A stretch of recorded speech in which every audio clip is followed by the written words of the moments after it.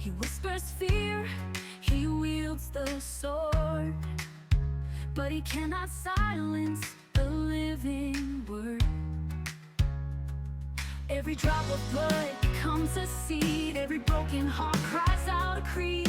The gates of hell will not prevail, God's truth will stand, it will never fail. From martyrs to saints, their crowns are Finding the right words to use for this song.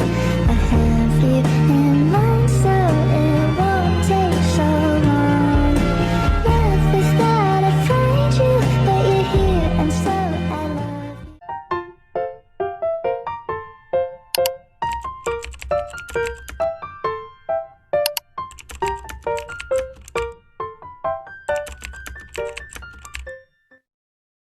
The Lord be with you. A reading from the Holy Gospel according to Matthew, chapter 4, verses 1 through 11. At that time, Jesus was led by the Spirit into the desert to be tempted by the devil. He fasted for 40 days and 40 nights, and afterwards he was hungry. The tempter approached him and said to him, "If you are the Son of God, command that these stones become loaves of bread." Jesus said in reply, "It is written, one does not live on bread alone, but on every word that comes forth from the mouth of God." Then the devil took him up to the holy city and made him stand on the parapet of the temple and said to him, "If you are the Son of God, throw yourself down. For it is written, he will command his angels concerning you, and with their hands they will support you, lest you dash your foot against a stone." Jesus answered him, "Again it is written, you shall not put the Lord your God to the test." Then the devil took him up to a very high mountain and showed him all the kingdoms of the world and their magnificence. And he said to him, "All these I shall give to you, if you will prostrate yourself and worship me." At this, Jesus said to him, "Get away, Satan. It is written, the Lord your God shall you worship, and him alone shall you serve." Then the devil left him, and behold, angels came and ministered to him. The Gospel of the Lord. So I came across this question, and I think it's a good question. But it is the question: Have you ever wanted to write a book? And just the chances are, if you're listening to this, chances are yes, you've wanted to write a book, because they did some studies, and repeatedly people will say that over 80% of people, at least in this country, 80% of people plus have wanted to write a book at some point. They've considered, and even some have even planned to write, some have even begun to write a book. And he asked the question, like, if you want to write a book, what kind of book would it be? Would it be something like nonfiction, where it's something you're passionate about, you get to like really dive into? Would it be, thriller? Would it be like you really love reading mystery novels? You'd love to be able to write like incredible whodunit or fantasy, or whatever that kind of thing is. I think that's really fascinating. What's even more fascinating, not only that over 80% of people want to write a book, less than 1% of people actually end up doing it. Like less than 1% of people actually write a manuscript, get it published, and have this thing that over 80% of people want. Less than 1% of people actually do. In fact, something even more striking is less than 15% of people even start. This is one of those situations where we want to do this thing, but we don't. And so here's the question. If someone was writing your biography, because that's one of the kinds of books we could have, right? A biography. If someone was writing your biography, would they include anything about this season of your life? And not because in this season you're extremely popular, or you have a lot of influence, or that you necessarily have a lot of fame in this season or this significance, but could someone look at this season in your life or my life and say, they've already started? Like whatever it is they're going to become, like they've already begun. Another way to say it is, here we're at Lent, the beginning of Lent. I think it's a great time to reassess and look at our lives and say, okay, if I live the next 10 years, if I live the next 30 years, the way I've lived the last 7 days, who will I become? Like if I live the next 25 years of my life, the way I've lived the last 7 days of my life, who will I be at the end of the story? Because the reality, of course, is that every life is a story. The reality is every person is an author. The question is, Who will you become at the end of the story? Because no one may write a biography of our lives, but our story, our life story, is being written. And it's an autobiography. Though what I mean by that is you and I are writing it. Of course, okay, God's the co-author, right? He's the ultimate author. But what God wants is God wants us to be co-authors with him. This is one of God's plans for our lives. He is the ultimate author.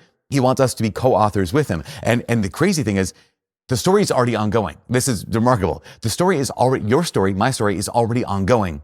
But there's this moment, and this is why it's critical for us at the beginning of Lent to look at this. Because remember, every life is a story. Every person is an author. Who will you become at the end of the story? But we realize there's always a moment in every story when someone picks up the pen and begins to write on purpose. That moment where the story becomes your life story, where it actually becomes an autobiography because you finally made the decision, okay, I'm going to be the co-author. I'm not just going to kind of like be a passenger in my life. I'm making the decision to actually be the co-author. What I mean to say is every story has a beginning. Even if like you've already been living, even if there's already stuff that's happened in your life, every story has a beginning, a significant start, a moment where the character acts, a moment where the character chooses, a moment where the character decides to move. So I would imagine one of the greatest novels of all time, Lord of the Rings, there is a character, his name is Frodo. And in the story, a lot is happening, a lot is going on. In fact, for a lot of the beginning of the story, Frodo is active, but he's reactive. He is watching the ring because Gandalf told him to. He's taking the ring to the Prancing Pony because Gandalf told him to. He's going with Aragorn to Rivendell because someone else told him to do this. But there's a moment in the story where all of a sudden, the story becomes his life story. It's a moment where they don't know what to do with the ring. Who's going to take this ring to Mordor? And basically, in this moment, Frodo stands up and he simply says, I'll do it. I'll take the ring to Mordor. And that is a strong start. That's the beginning. That's the moment. And every story has a beginning. For Frodo, this is the beginning. Why? Because every strong start has 4 elements to it. The step has irreversibility. One's identity is at stake.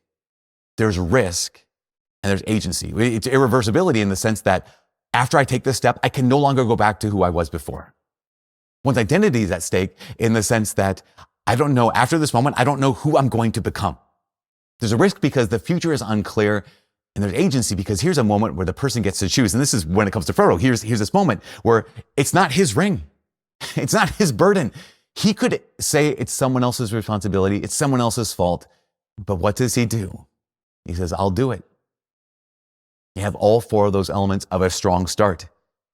He can't go back, irreversibility. He can't go back to how it was before.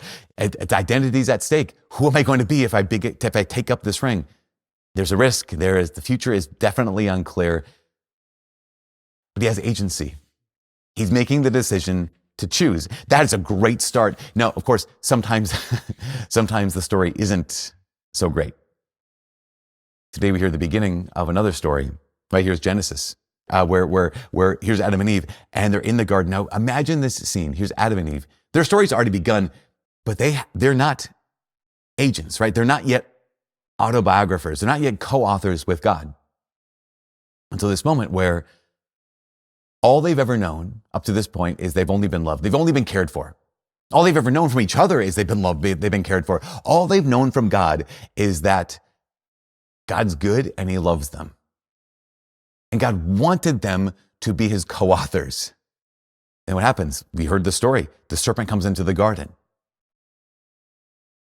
And in the face of the serpent's threats, the man and the woman, they have options. I mean, they legitimately have options. They could fight. They could fight off the serpent. They could call out to the Lord. They could cry out to their Father and say, God, please help us. They could pray. They could trust. They could get killed. Or they could do what they did.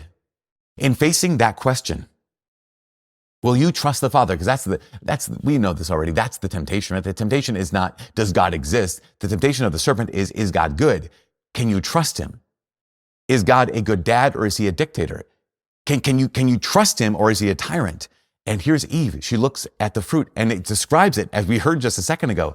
The food is pleasing to the eyes. It's good for gaining wisdom, delightful And she takes it and she reaches out.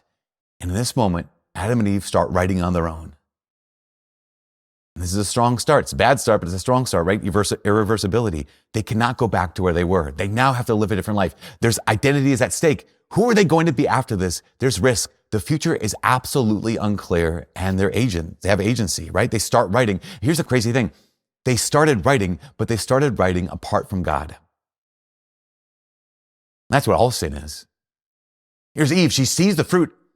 This is delightful. It's pleasing. It's good for food. This will make me happy. We realize that this is what all sin is. All sin is a desire to be happy. Just a desire to be happy apart from God. All sin is a desire to be happy. That's why it's so appealing. But it's the desire to be happy apart from God. And we know this. We know that this has changed our entire history. We cannot go back to who we were. Our identity is at stake. The future is unclear. And yet, we still have to choose. Every sin is an attempt to be happy apart from God. But the question we all get to choose is this: in our lives, we get to answer the question, will we be co-authors with God?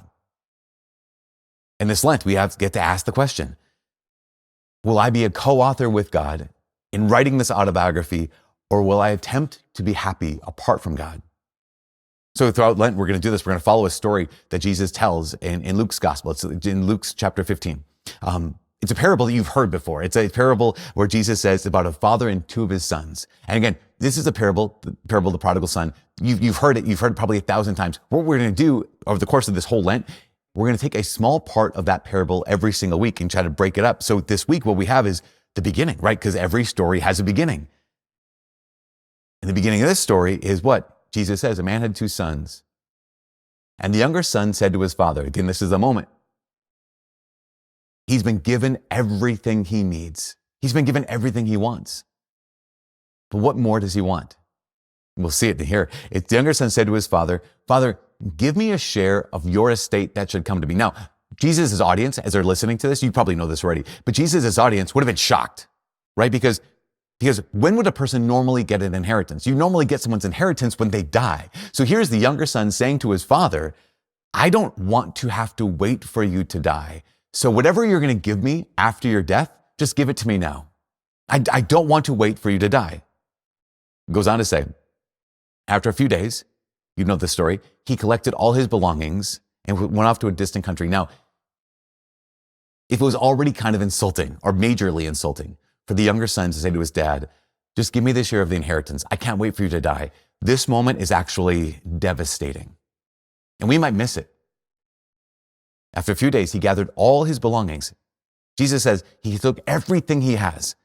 What's that mean? You know, I think sometimes we might imagine like, okay, divide up your property between us. Now, I'm going to farm this part of the land over here on the other side of the fence. I'm going to see you across the field. We'll still have a relationship.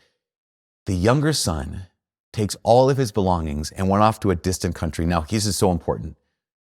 Do you understand ancient Israel? We realize that if you have land, that's family land. Like we know, right? When Joshua led the people of Israel into the promised land, all the tribes, all the families, they got land. And so this land is given to you from the Lord. And this land has been in your family for generations, hundreds, if not thousands of years by this point.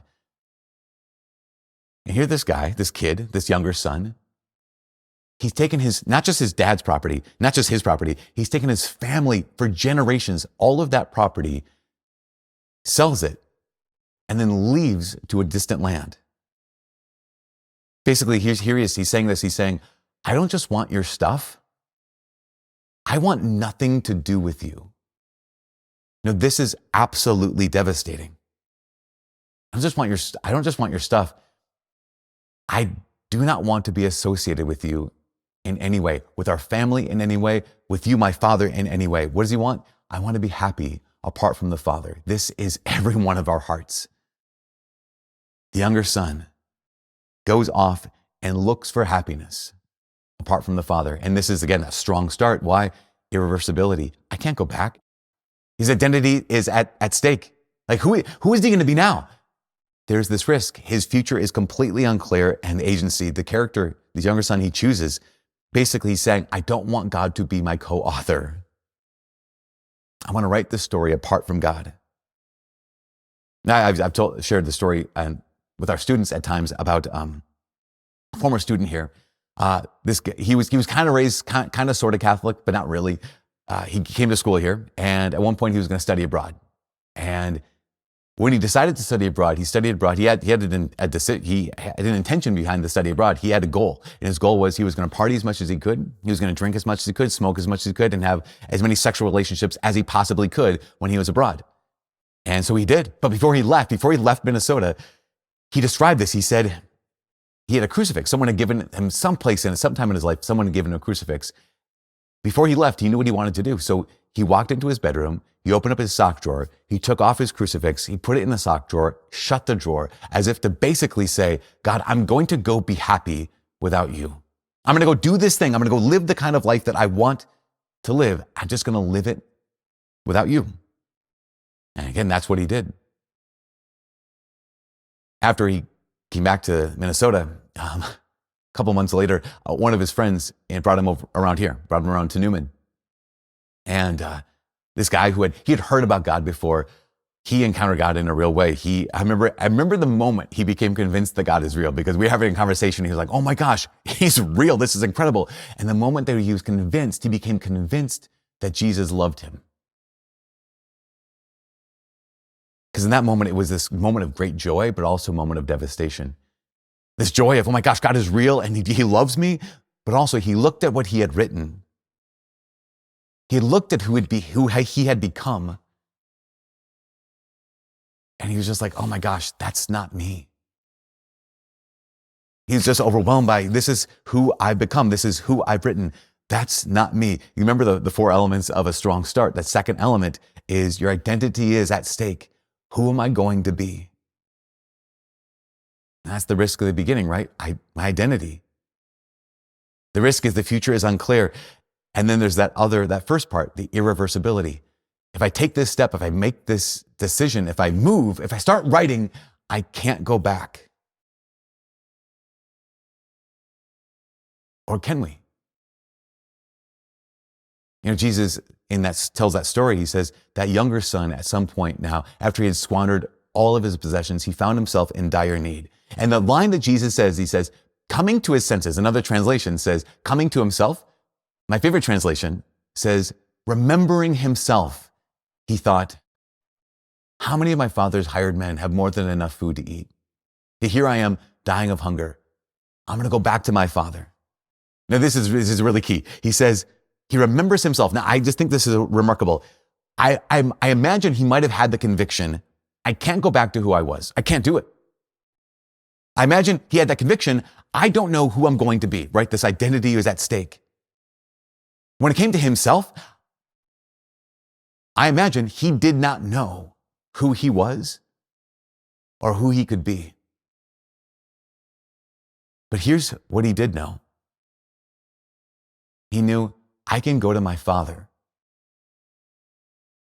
Again, remember, a strong start is, I can't go back to who I was. Strong start is, I don't know who I'm going to be. Here is the younger son saying, I don't know who I am, but I know who he is. The younger son is saying, I don't know my identity, but I know his. And the proof is this. The proof that he knew his father's heart is the beginning of the story. When he had the gall, right? When he had the audacity to ask his father, hey, give me the share of your property that should come to me. He already knew his father was kind. He already knew his father was generous. He already knew that his father loved him. And it wasn't because himself. It wasn't because he's like, I know myself. It's because I know him, that I know I can go back. It wasn't because he believed in himself, but because I believe in the heart of my father. I don't have to write this on my own. And he knew he could go home. This is the last thing. Your story is an autobiography. And what that means is you have to start writing. You have to start writing. Even if it's risky, even if it's scary, every story has a beginning. And today, in the gospel, for Jesus, this is the beginning, right? Of course, it's kind of unique because he's the second person of the Trinity. He's existed for all time. I say unique. It's unique because he lived for 30 years in silence, and that silent time of 30 years means something. But this moment, right, when Jesus gets baptized by John in the Jordan, and he goes into the wilderness and does battle with the evil one, this has all four elements of a great start. There's this irreversibility. I can't go back to life in Nazareth. Has that notion of risk. I don't know, the future is unclear. Has this notion of agency. He can choose. But this is the key. Number two, identity. His identity is at stake. You know why? Because Satan, when he approaches Jesus, what does he say? He says, if you are the Son of God. He goes right for his identity. If you're the Son of the Father, then do this. Jesus passed the test. Why? Because Jesus started. But he hadn't left the Father. He left with the Father. He started with the Father, and you can too. Because this life is your autobiography. And maybe you tried to write on your own. Maybe we've tried to be happy apart from the Father. But today's a new start. This Sunday, this first Sunday of Lent, is a new start. It gives us the opportunity to remember who you are, to remember who He is, to come back to the Father, and to realize that every story, every autobiography has a beginning, and your beginning starts now.